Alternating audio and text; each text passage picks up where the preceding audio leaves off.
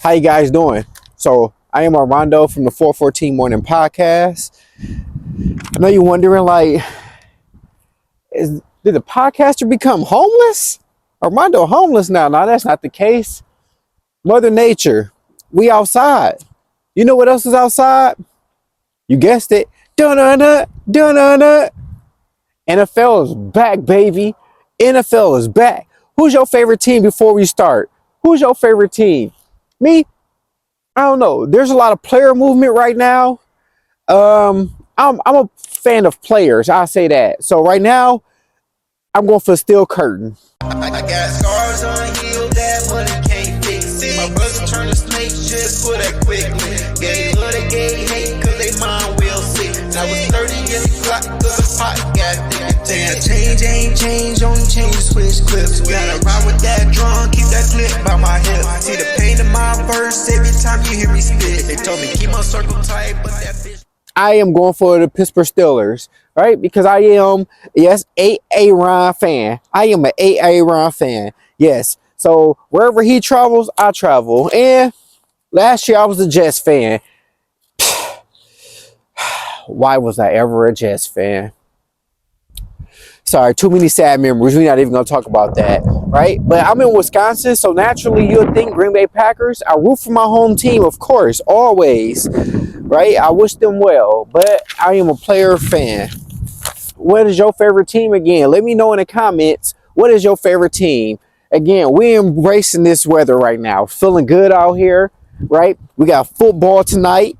We got Kansas City Chiefs. We got them going against the Chargers on YouTube TV. So many people won't see that game, but we probably will see the highlights. But to me, it should be a great game. I don't even think it's in this country, but it should be a great game, though. Going along with that, I would say, who needs this game the most? That's the question. Who needs this game the most? And I would say, really, the Kansas City Chiefs need this game the most. And a lot of people probably be wondering, we're tired of the Chiefs. We're tired of them winning. How can you say a successful franchise has been winning? Last year, they didn't look any bit of themselves. They didn't look like the Kansas City Chiefs that many people came accustomed to and people grew to love. They did not look like that. Kelsey had a bad playoff. Patrick Mahomes had a bad year. He's thrown for more interceptions than I can even remember. Touchdowns, passing yards, all his stats were just down.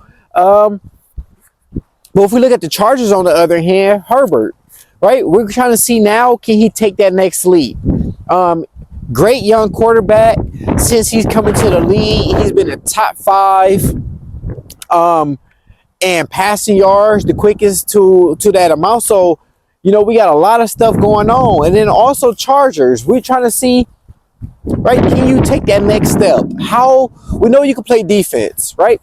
So now we're trying to see now with the Chargers, can you take that next step offensively now, right? You got a good coach. You play hard-nosed defense offensively now. What do the offense look like this year now? Can you score enough? That's the point. Because we know you're going to be in it with your defense, but can you score enough? That's the big question right now. So, last night a game happened. Yes, a game actually happened. And to me, it just looked like a preseason game. I was bored. I'm glad that the weather delay happened because I was falling asleep. So you see what it says in all red. Kiss My Podcast. We got them in different colors. We got them in different sizes. Most importantly, we got them. So go get you a shirt. Go get you a hoodie. 414. Nobody knew, you know, all that stuff he be doing. Like, bro, you need something else. Like, you just need something else. You would think now, 10 years in the league, that he would have figured it out. Dak always reminds me of empty stats, right? When you look up and you look at the stats, you say, well, he did enough to win the game. Like, he didn't necessarily lose the game. He's one of those players. Because when you look at the numbers, you like, he played well enough. But when you watch the game, you realize, nah, you didn't do enough to win, right? Yesterday was an ugly game. It ended 2024. So weather delay happened in the third quarter. The score was 2024. After the weather delay, the score was still 2024.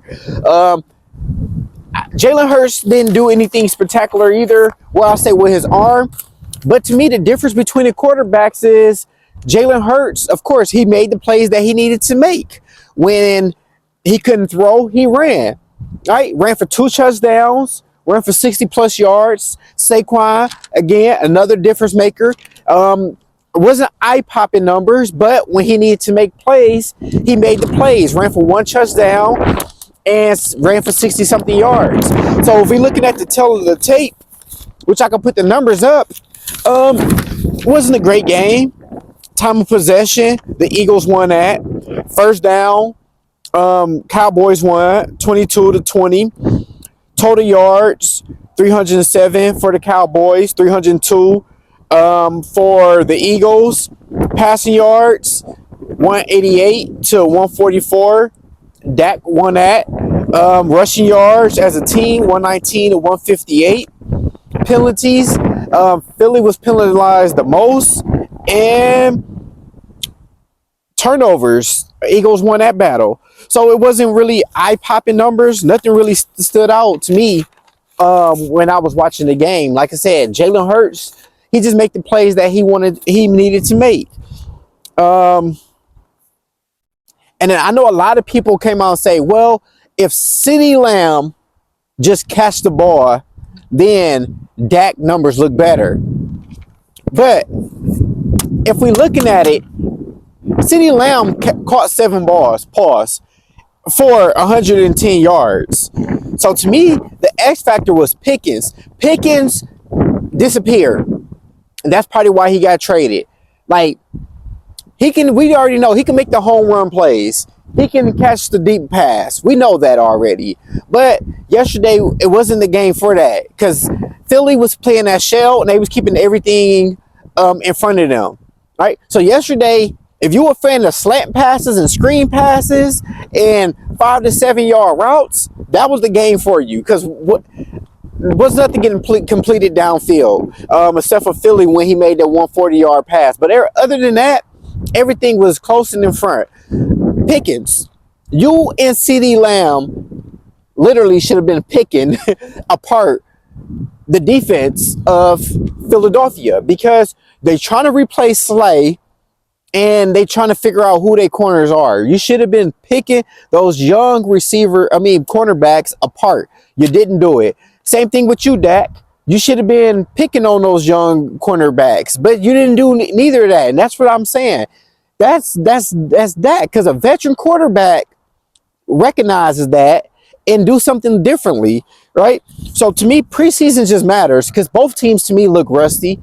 Both quarterbacks to me look rusty. They didn't look like they was in form at all, had any type of rhythm. And even the Cowboys, you're lucky, right? And we can say that CeeDee Lamb should have caught some of those passes. We can say that. But we also can say that the Cowboys caught a break because if the weather delay didn't happen, then I feel like Philly would have blew the Cowboys out because Philly caught a rhythm in that third quarter. They was catching a rhythm. They was starting to score and get whatever they wanted to at will. So they caught a lucky break.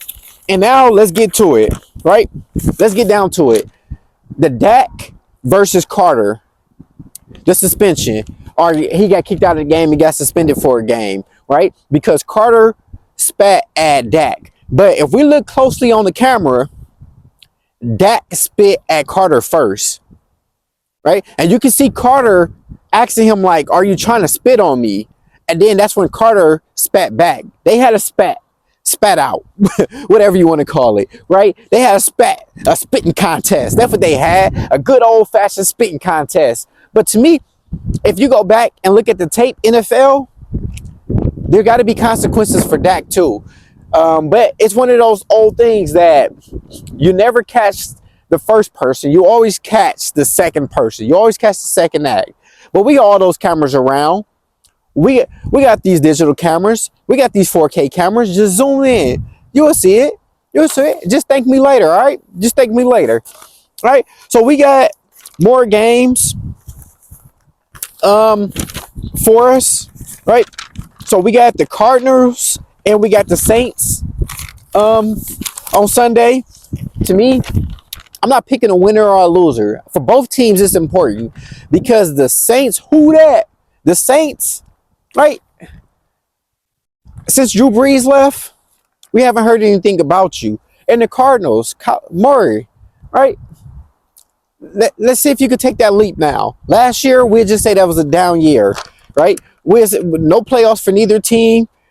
So let's figure out, right, which direction this franchise is headed in. You got a great receiver and Harrison Jr. And now let's see if we can turn things around. We got the Panthers also against the Jags, right? Both single-digit win teams.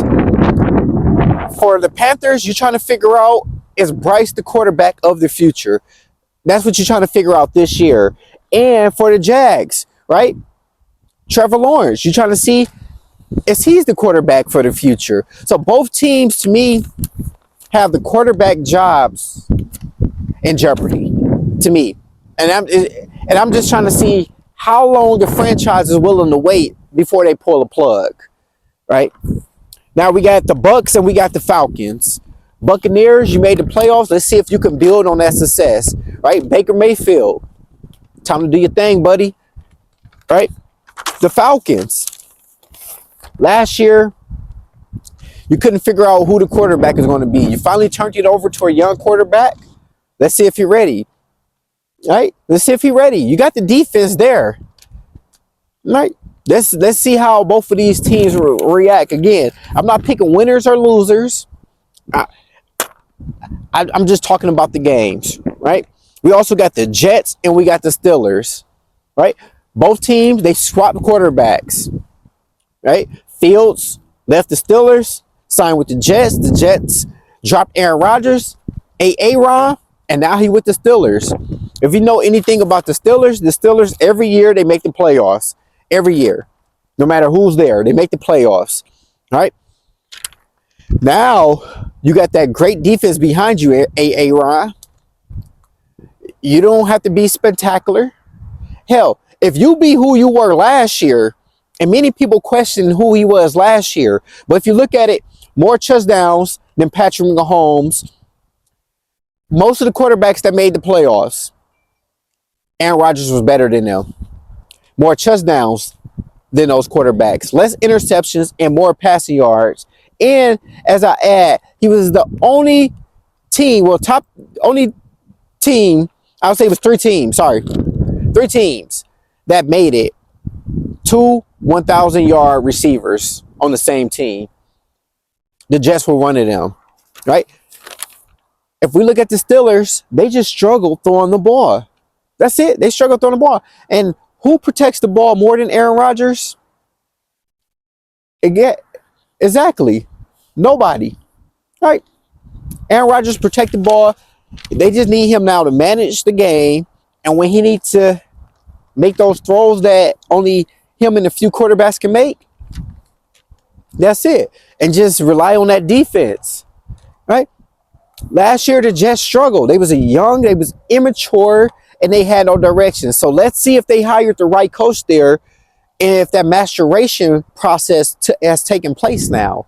Because last year, it was all over the place. You had no idea who was in charge of the team. You had no idea who was the leader of the team. Everybody just went about their business with no direction. So let's see who the Jets are. Let's see if the Jets can even throw the ball. Yeah, Justin Fields is good with his feet. But if the Steelers just have a spy on him, keep him in the box, and force him to beat them with the arm, can he deliver? If I'm the Jets, do I allow Aaron Rodgers to pick me apart, or do I come after him? And do I just throw blitz after blitz after blitz after blitz and see, hey, can them old legs hold up? Right? So to me, that's gonna be a high emotional game. And again, to me, preseason matters.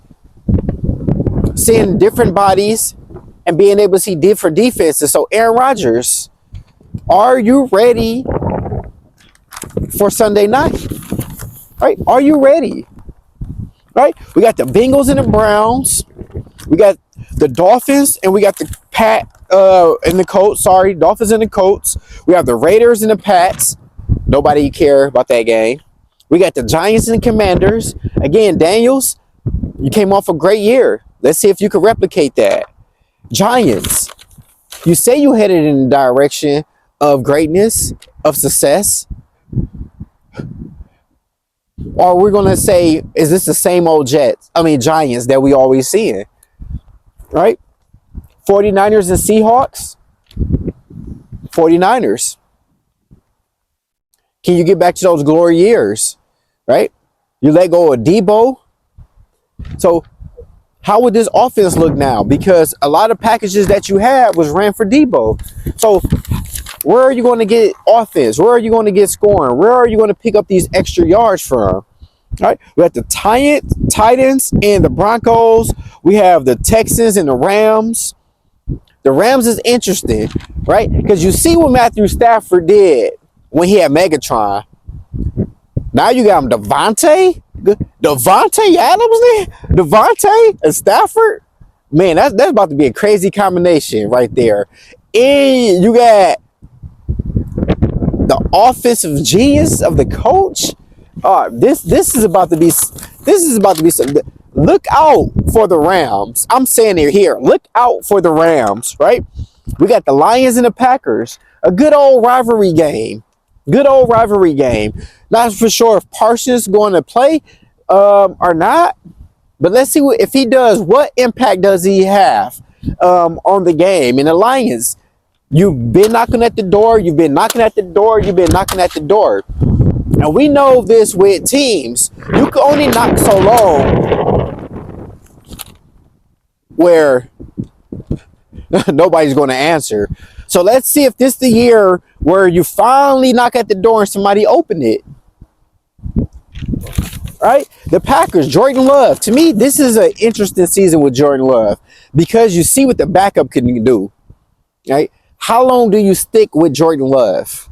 That's the real important question to me. How long are you sticking with Jordan Love before you say, you know what, bro, it's time to move on, right? Because now you have no excuse that you were hurt. You're starting this year off healthy. So let's see what version of Jordan Love we're going to see. Have you finally recognized what type of quarterback you are? Because last year, to me, he was real timid. He had opportunities to run, but forced the ball down the field, right? There's times where he didn't trust his check downs and he tried to fit the ball in tight windows. So let's see if he finally learned how to trust the offense. Can he make those offensive audibles and those reads? Has he finally figured out how to read NFL defenses and schemes? Right? And then we have the Ravens and the Bills. The Ravens spent a lot of money this year. Made a lot of trades. Picked up a lot of free agents on the defensive end. Hey, is this your year now? Is this your year? You're going against the Bills. Can you finally dethrone the Bills? Right? Josh Allen, can you duplicate what you did last year? Right? Can the Bills get back to that promised land? Right? And then Monday Night Football, we have the Vikings and the Bears, and nobody cared. This is Armando from the 414 Morning Podcast. This is just us talking NFL talk. So, and I know a lot of y'all looking like, just make a damn prediction. Here we go. Cardinals and Saints. I got the Cardinals. Panthers and Jags. It's a game nobody care about again. But just for sake, I will go Panthers. We got the Buccaneers and the Falcons. I got the Buccaneers. We got Jets and Steelers. You know I'm going with the Steelers. We got Bengals and Browns. I'm going with the Bengals only because they need to win Sunday. If they don't, they're in trouble. They're in trouble. You can't start off how you did last year. You just can't. So I'm saying it. Sunday is a must-win game. Yes, game 1 is must-win. I am saying it. Damn it. Dolphins and Colts. Dolphins and Colts is an interesting one. To me, if the Dolphins start off slow, you got to get rid of the head coach. No more excuses. No more excuses. You got all the talent over there. No more excuses. Can Tua stay healthy? That's the question. But to me, if they start off slow, the coach got to go. The Colts, right? You have to look at them and say, they have to pour everything into this game or into the season because you have to justify not starting Richardson. So that's an interesting right there. That's an interesting game. The Raiders and the Patriots, I'm going Patriots. Giants and Commanders, I'm going Commanders. 49ers and Seahawks, I don't think the Seahawks has enough, especially with letting go Geno. So I'm going 49ers. Titans and Broncos, I'm going Broncos. Very solid last year. I think they build on that. Texans and Rams, I'm going Rams. Lions and Packers, I feel like this is going to be one of those games that comes down to the wires, and I'm going Packers. Ravens and Bills, I'm going Ravens in a blowout. In the Monday night game, again, Vikings and Bears, nobody really cares. But for the sake of argument, 2 young quarterbacks. Let's see if the Bears finally made that leap. Who I'm not kidding. This is the Bears. They don't take no leaps. I am still going Vikings. This is Armando from the 414 Team Morning Podcast. Thank you for checking in. I got scars on heels that money can't fix it. My brother turned a snake just for that quickly. Gay love, they gay hate cause they mind will sick. I was 30 in the clock cause the pot got thick. Damn, change ain't change, only change switch clips. Gotta ride with that drum, keep that clip by my hip. See the pain in my verse every time you hear me spit. They told me keep my circle tight, but that bitch